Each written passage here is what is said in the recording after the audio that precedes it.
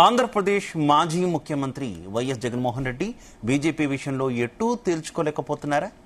ఏపీలో TDP, BJP, Janasena కూటమి అధికారంలో ఉన్నా బీజేపీతో జగన్ దోస్తీ కంటిన్యూ చేస్తున్నారా అంటే తాజా రాజకీయ పరిణామాలతో అవుననే తెలుస్తోంది.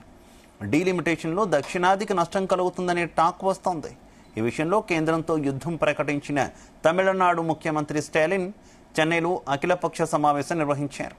ఎన్డీఏ పక్షాలను మినహాయించి అన్ని పార్టీలను ఆహ్వానించారు. అమరావతికి వెళ్లి జగన్ను కలిసి ఆహ్వానించారు డీఎంకే నేతలు. అయినా చెన్నై మీటింగ్కు జగన్ వెళ్లలేదు.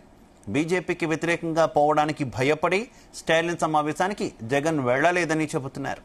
బీజేపీ విషయంలో జగన్ డైలమాలో ఉన్నారనే టాక్ వస్తోంది.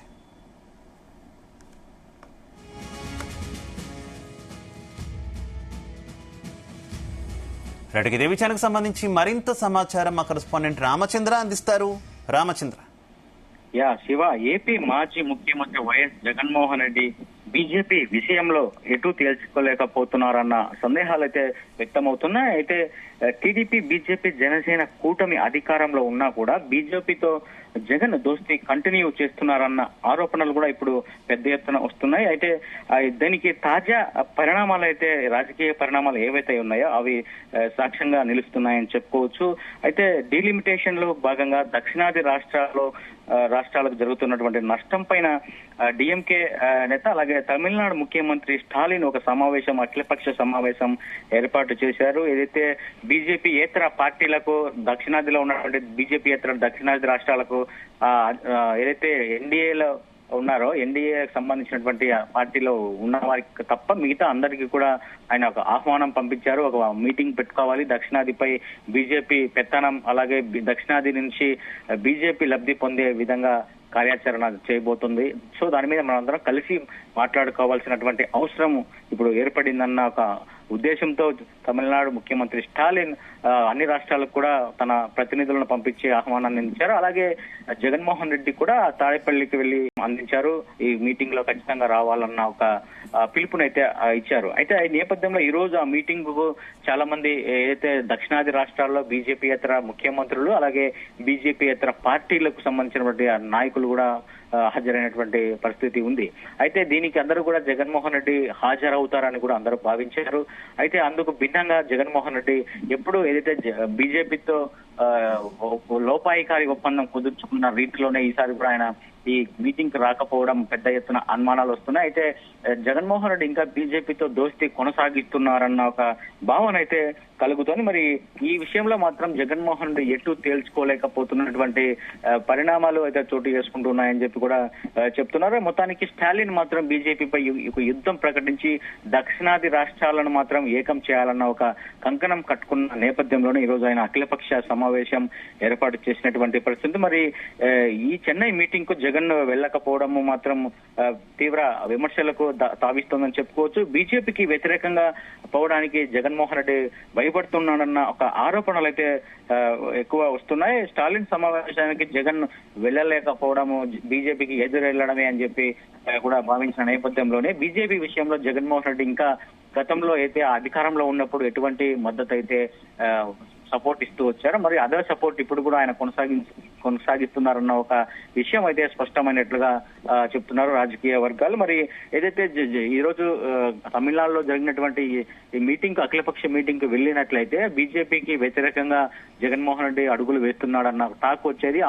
ఆ తర్వాత బీజేపీ ఏదైతే జగన్మోహన్ రెడ్డిపై ఉన్న కేసులు కావచ్చు, వారి నాయకులపై ఉన్న కేసులు తవ్వి తోడుతుందన్న ఒక ఉద్దేశంతోనే వెళ్ళలేదన్న ఒక ప్రత్యర్థి పార్టీలకు సంబంధించిన వారు కూడా ఆరోపణలు చేస్తున్నారు. అంతెందుకు తన సొంత చెల్లి జగన్మోహన్ రెడ్డిపై ఆరోపణలు చేసింది కూడా ఈ రోజు సమావేశానికి. అసలు దక్షిణాది రాష్ట్రాలకు జరుగుతున్నటువంటి నష్టం పైన బీజేపీపై జగన్మోహన్ రెడ్డి ఒక్క పల్లెత్తు మాట కూడా మాట్లాడలేదన్న ఆరోపణలు కూడా షర్మిల ఈ రోజు చేసింది. మరి దీనిపై జగన్మోహన్ రెడ్డి ఎలా ఆలోచిస్తారు, ఎలా ముందుకు వెళ్తారు అనేది కూడా చాలా స్పష్టం కావాల్సినటువంటి అవసరం ఉంది. మరి జగన్ బీజేపీ విషయంలో ఒక స్పష్టమైనటువంటి విధానాన్ని అవలంబించాల్సినటువంటి అవసరం ఉందని చెప్పి కూడా రాజకీయ పరిశీలకులు అయితే చెప్తున్నారు. మొత్తానికి ఈ రోజు అఖిలపక్ష సమావేశానికి ఇప్పటికే ప్రధానమంత్రి నరేంద్ర మోదీకి డీలిమిటేషన్ కి సంబంధించి జగన్ ఒక లేఖ కూడా రాసినట్టున్నారు కదా, కానీ ఆ లేఖ సారాంశాన్ని తాము డిఎంకేకి వివరించాము అంటూ కూడా వైసీపీ ఒక ప్రకటన విడుదల చేసినటువంటి పరిస్థితి. ఏమనుకోవాలి, కొంత అంటే బీజేపీకి భయపడ్డారనేటటువంటి ఒక అంశం పబ్లిక్ లోకి వెళ్లకుండా ఈ రకంగా బ్యాలెన్స్ చేస్తుంది అనుకోవాలా, లేదంటే కొంత తడబడుతున్నారు అనుకోవాలా ఓవరాల్ గా ఇష్యూలో?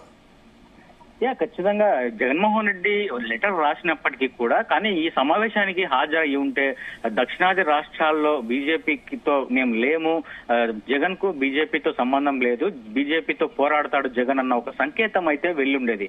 కానీ ఒక లెటర్ రాసినంత మాత్రాన అది జగన్ బీజేపీతో ఉండట్లేదన్నది అది స్పష్టం అవ్వదన్నది కూడా మరో వాదన అయితే వస్తోంది.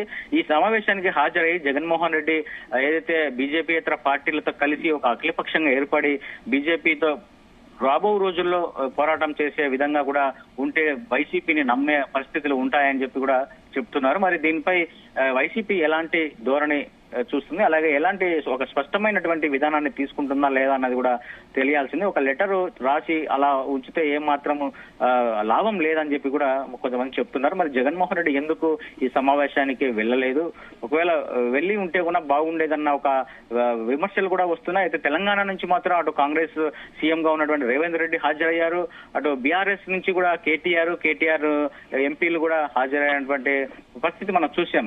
అటు ఏదైతే కర్ణాటక నుంచి డిప్యూటీ సీఎం డికే శివకుమార్ హాజరయ్యారు, కేరళ నుంచి ముఖ్యమంత్రి పినరయి విజయన్ కూడా హాజరైనటువంటి పరిస్థితి ఉంది. మరి ఆంధ్రప్రదేశ్ విషయానికి వస్తే మాత్రం ఆంధ్రప్రదేశ్ నుంచి కూడా ఎవరు ఈ అఖిలపక్ష సమావేశంలో ప్రాతినిధ్యం వహించకపోవడం చాలా దారుణం అని చెప్పి కూడా కొంతమంది చెప్తున్నారు. మరి ముఖ్యంగా జగన్మోహన్ రెడ్డి వస్తారని చెప్పి స్టాలిన్ కూడా భావించారు. ఎందుకంటే గతంలో స్టాలిన్ తో జగన్మోహన్ రెడ్డి సత్సంబాలు కలిగి ఉన్నాడు.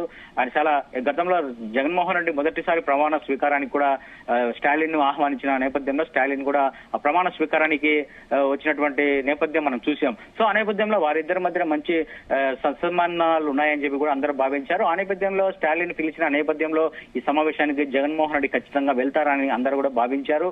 అయితే ఆయన వెళ్ళకపోవడం, ఇప్పుడు బీజేపీకి భయపడి ఆయన వెళ్ళలేదన్న ఒక ఆరోపణలు విమర్శలు అయితే పెద్ద ఎత్తున వస్తున్నాయి శివ. మరి చూడాలి భవిష్యత్తులో వైసీపీ స్టాండ్ అలాగే జగన్మోహన్ రెడ్డి స్టాండ్ బీజేపీపై ఎలా ఉంటుందనేది కూడా మనం భవిష్యత్తులో చూడాల్సి ఉంటుంది శివ. Okay, thank you.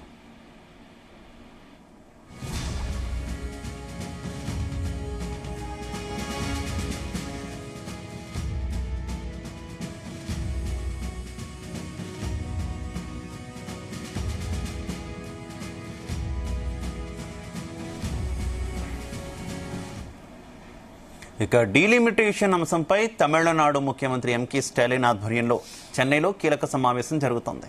ఈ సమావేశంలో తెలంగాణ ముఖ్యమంత్రి Revanth Reddy, BRS working president KTR పాల్గొంటున్నారు. అయితే వీరిద్దరూ ఎదురుపడ్డా ఒకరినొకరు పలకరించుకోలేదు.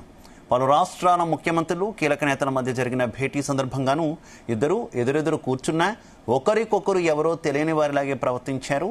తెలంగాణలో బద్ధశత్రువుల్లా వ్యవహరిస్తున్న అధికార కాంగ్రెస్, ప్రతిపక్ష బీఆర్ఎస్ పార్టీలు నియోజకవర్గాల పునర్విభజన అంశంపై కలిసి పోరాడేందుకు సిద్ధమయ్యాయి.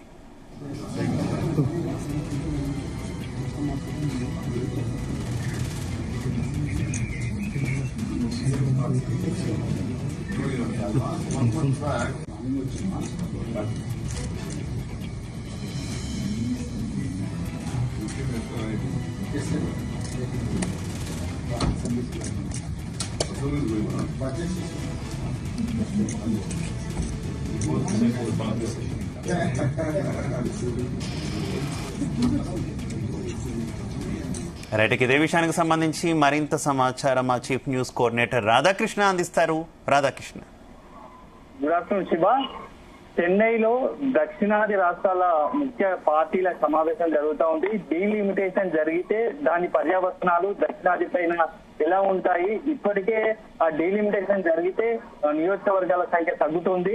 సో దీంతో దక్షిణాది తీవ్ర అన్యాయం జరుగుతుందని చెప్పేసి అన్ని దక్షిణానికి సంబంధించిన వివిధ రాజకీయ పార్టీలు పెద్ద ఎత్తున విమర్శలు గుర్తిస్తున్నాయి, ఆ విధంగా ఆందోళన వ్యక్తం చేస్తున్నాయి. ఈ నేపథ్యంలో తమిళనాడు సీఎం స్టాలిన్, అదే డిఎంకే అధినేత అయినటువంటి స్టాలిన్ ఆధ్వర్యంలో దక్షిణాది రాష్ట్రాలకు సంబంధించి రాజకీయ పార్టీలకు సంబంధించి సమావేశం ఏర్పాటు చేశారు. అన్ని రాజకీయ పార్టీలు, దక్షిణాదికి సంబంధించిన అన్ని ముఖ్య రాజకీయ పార్టీలు కూడా హాజరయ్యాయి. ఈ నేపథ్యంలో తెలంగాణ నుంచి అధికార ప్రతిపక్షాలకు సంబంధించిన నాయకులు కూడా హాజరయ్యారు. ఆ అధికార పార్టీకి సంబంధించి సీఎం రేవంత్ రెడ్డి, అదే విధంగా బీఆర్ఎస్ సంబంధించి ప్రతిపక్షంగా ఉన్నటువంటి బీఆర్ఎస్ వర్కింగ్ ప్రెసిడెంట్ కేటీఆర్ హాజరయ్యారు. ఈ ఇద్దరు నేతలు కూడా ఒకే వేదికను పంచుకోవడం కొంత ఆసక్తికరంగా మారింది. తెలంగాణ రాజకీయ వర్గాల్లో కొంత ఆసక్తికర చర్చ జరుగుతా ఉంది. ఇద్దరు నిప్పులా ఉండేటువంటి ఈ రెండు పార్టీలు కూడా ఒకే వేదిక పైన రావడం కొంత పార్టీలో ఆసక్తికరంగా మారింది. ఈ ఇద్దరు ఏర్పాటు చేసినటువంటి సమావేశంలో పాల్గొన్న సందర్భంలో ఎదురెదురుగా కూర్చున్న మాత్రం కనీసం ఒకరి మొహం ఒకరు చూసుకోలేదు, కనీసం పలకరింపుకోలేదు. సో దీంతో కొంత నిన్న నుంచి కూడా ఇద్దరు కూడా ముఖ్య నాయకులు ఒకే వేదికకు వస్తుంటే ఎలా ఉంటుంది, ఇద్దరి మధ్య ఎలాంటి సంప్రదింపులు ఉంటాయి, ఏ విధంగా వ్యవహరిస్తారని చెప్పేసి కొంత రెండు పార్టీలకు సంబంధించి బీఆర్ఎస్ కావచ్చు, అదేవిధంగా కాంగ్రెస్ లో చర్చ జరిగింది. అయితే ఈ ఇద్దరు నాయకులు కూడా కొంత ఎడమొహంగా ఉన్నట్టుగానే అనిపించింది. ఒకరికొకరు మాట్లాడుకోలేదు, కనీసం సంప్రదింపులుగా చేసుకోలేదు. ఎందుకంటే రెండు పార్టీల మధ్య అసెంబ్లీ ఎన్నికల ముందు నుంచి ఎప్పటి నుంచో కూడా తీవ్ర మాటల యుద్ధము, అదే విధంగా ఆరోపణలు ప్రత్యారోపణలు, తీవ్ర స్థాయిలో విమర్శలు ఉండేవి. దాని ఇంపాక్ట్ ఇప్పుడు చెన్నై వేదికకు సంబంధించినటువంటి ఆ సమావేశంలో కూడా కొంత కనిపించింది. ఎందుకంటే సీఎం రేవంత్ రెడ్డి సీఎం అయ్యాక తొలినాళ్లలో అప్పట్లో బీఆర్ఎస్ అధినేత మాజీ సీఎం ఉన్నటువంటి కేసీఆర్ తుంటి గాయంతో యశోద ఆసుపత్రిలో చికిత్స పొందుతున్న నేపథ్యంలో సీఎంగా ఉన్నటువంటి రేవంత్ రెడ్డి స్వయానా వెళ్లి మాజీ సీఎం అయినటువంటి కేసీఆర్ ను పరామర్శించడం, అదే సందర్భంలో కేటీఆర్ తో కొంత చనువుగా ఉన్నట్టుగా మనం వీడియోలు చూస్తామో. ఇద్దరి మధ్య మంచి అంటే పొలిటికల్ గా రాజకీయంగా కాకుండా వ్యక్తిగతంగా మంచి సంబంధాలు ఉన్నాయని అందరూ అనుకున్నారు. కానీ కాలక్రమేణా రెండు పార్టీల మధ్య తీవ్ర స్థాయిలో రాజకీయ యుద్ధం ప్రచండ యుద్ధంగా మారింది. ఒక రకంగా పొలిటికల్ నుంచి అది వ్యక్తిగతంగా కూడా మారింది. పార్టీల మధ్య విమర్శలు కాస్త వ్యక్తిగతంగా కూడా తీవ్ర స్థాయిలో ఒకరికొకరు విమర్శలు గుప్పించుకుంటున్నారు. దాని ప్రభావం ఈ రోజు చెన్నైలో జరిగినటువంటి సమావేశంలో స్పష్టంగా కనిపించిందని చెప్పి ఒక చర్చ జరుగుతా ఉంది.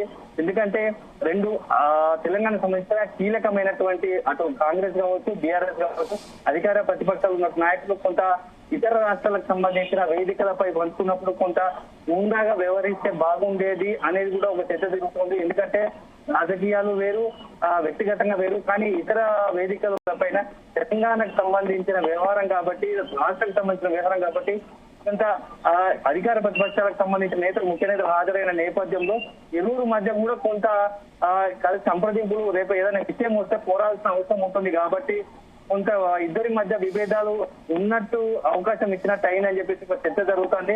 మొత్తానికి ఈ ఇద్దరి నేతల కలయిక ఒక వేదికను పంచుకోవడం మాత్రం తొలి విధంలో ఒక రకంగా సక్సెస్ అయిపోయిన బట్టి ఆ ఇద్దరు మాట్లాడుకుంటే బాగుండేది, ఒకరికొకరు పలకరించుకుంటే బాగుండేది అని కొంత మంది రాజకీయ వర్గాలు పొలిటికల్ లో కొంతమంది ఎదురు చూశారు. అలాంటి వారికి కొంత అసంతృప్తి కలిగజేసిందని చెప్పొచ్చు.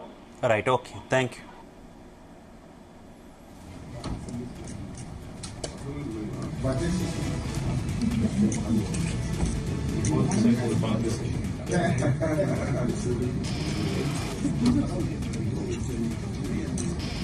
Para